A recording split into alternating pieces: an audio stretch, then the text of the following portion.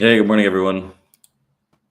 Hope you're all doing well. Happy Friday. The PC report came out today. It is September 29th, right? September 29th. The month has come to an end, and tonight I am flying out for sure to Europe, right? So, PC report came out pretty in line with expectations. 3.5%. Came out expected was 3.5%. Prior was 3.3, and then we also had the 3.9, the core figure that was expected. What came out was 3.9, and the prior was 4.2. So, market like that, we got a little pop, nothing insane. Upside overnight, holding really well after yesterday's expansionary move, right? This is what we're looking for, and a slight continuation. There's a little more auction to be had to the upside before we, I think, capitulate and come back down. So what we're looking for right now, generally speaking, is we'll talk about that in a bit, right? Let's talk about that after about the S&P, what we got going on there, and then how we wrap up the week. But first, let's talk about some of the news, right? Final countdown for the government shutdown, right? The path towards avoiding a federal government shutdown is getting slimmer with a pending deadline, right? 12:01 a.m. on Sunday. So millions of federal employees and military service will be furloughed in the event that additional funding cannot be approved, and the SEC will operate with minimal market oversight, and economic data releases will be delayed at a sensitive time for the U.S. economy. And Americans who also rely on federal assistance could face service disruptions, and there will be delays on small business loans and clinical trials for the medical treatments. Exporters won't be able to get licenses, while the prolonged shutdown could impact air travel and other industries that rely heavily on federal workers. So this is coming at a time where we're fragile in the markets, generally speaking. These government shutdowns, they don't rock the market necessarily, right? I think this could be a catalyst for that final rug pull that we're looking for to buy the dip into the end of the year, right? So I'm not saying this is a great thing, but generally speaking, for markets, it's not the worst thing. So generally, right now, where things stand, the Senate currently has bipartisan support for a stopgap measure that would extend funding and November 17th. But hardline Republicans in the House have rejected it. The group wants deeper spending cuts and to tie the bill to immigration and border enforcement. So the holdouts are triggering a dilemma for House Speaker Kevin McCarthy, and some have even vowed to oust him if they don't meet their demands. So overnight, the Republicans led House passed a series of partisan bills, including a defense bill that removed funding for Ukraine, but that has little chance of getting through the Democratic-led state. So credit rating agencies are also taking notice. The Moody's warning that a shutdown would be credit negative for the U.S. Fitch downgraded America's credit rating following the debt ceiling drama back in the summer, and the S&P was the first to downgrade the U.S. government debt in 2011. While budget deadlocks are not usually in Congress, with shutdowns occurring 21 times over the past 5 decades, the latest would demonstrate the significant constraints that intensifying political polarization puts on fiscal policymakers at a time of declining fiscal strength driven by widening fiscal deficits and deteriorating debt affordability, right? That's what they said. So, like I said, generally speaking, the government shutdown doesn't necessarily mean doom and gloom for the S&P. Following months after a government shutdown, the S&P usually does pretty well, and I think we're in a seasonal approach where that has the capacity of happening.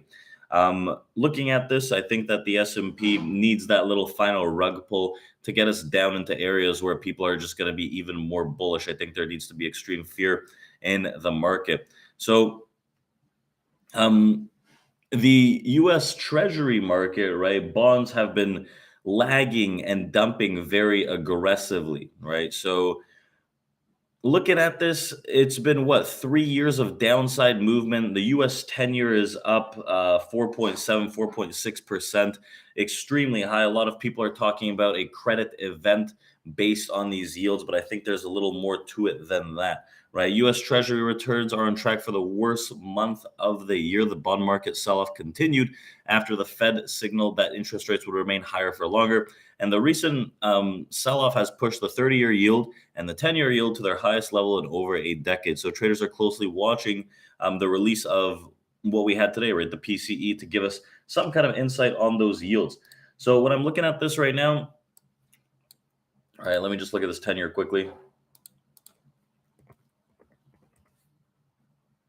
US 10-year pulling back, right? It's down today. We'll see how far that downside movement comes, but a lot of people are trying to call tops on yields and bottoms on bonds, and it seems like a very, very tough game until we get whatever soft landing, hard landing, recessionary event that comes around, right? So the PCE, again, like I said earlier, is the Fed's preferred inflation gauge.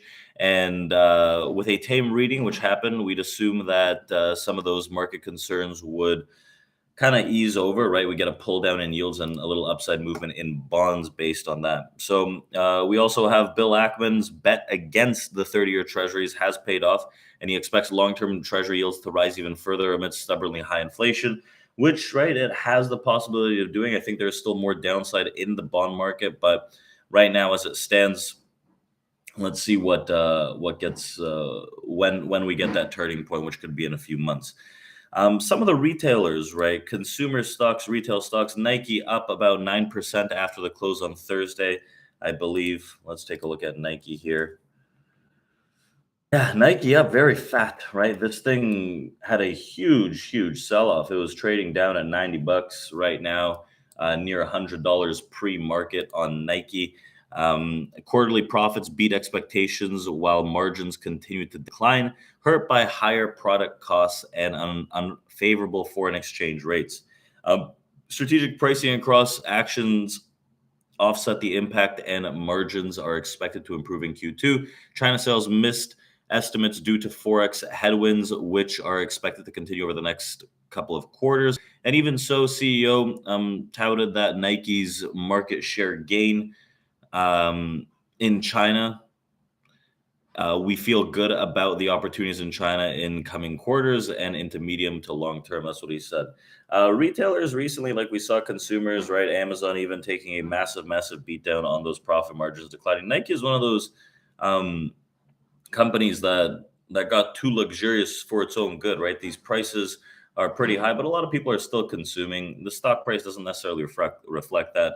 Amazon, on the other hand, right, down, kind of flat on Thursday's session, but down over the last few sessions. And right, the FTC this week filed a high anticipated lawsuit against the e-commerce giant, so that put some downside pressure on it. But other retail giants, right, more of the physical store retail giants have been getting hit by by theft, realistically, right? We talked about that too, like Target, Home Depot, right? Lowe's, Macy's, all those shutting down stores in some regions even, and losing billions of revenue due to theft in the US. So we'll see if that has a turning point at some point, but when they get super oversold, I think there's some value in those as well. So when it comes down to the S&P 500, the futures today, we were looking for the overnight continuation to the upside, which is great because that's what panned out. The PCE, solid reading, put some upside pressure in this market. The way I'm seeing this is we're coming into some key resistance points right now on the S&P around that low 70, that low 80, and then the mid 90s above, which is an overall target to see this thing actually start rolling over. So I'd like to see a dip and rip today. Today's Friday, right? Just because we were up pretty aggressively overnight, about 30 handles, 20 something handles from the overnight open.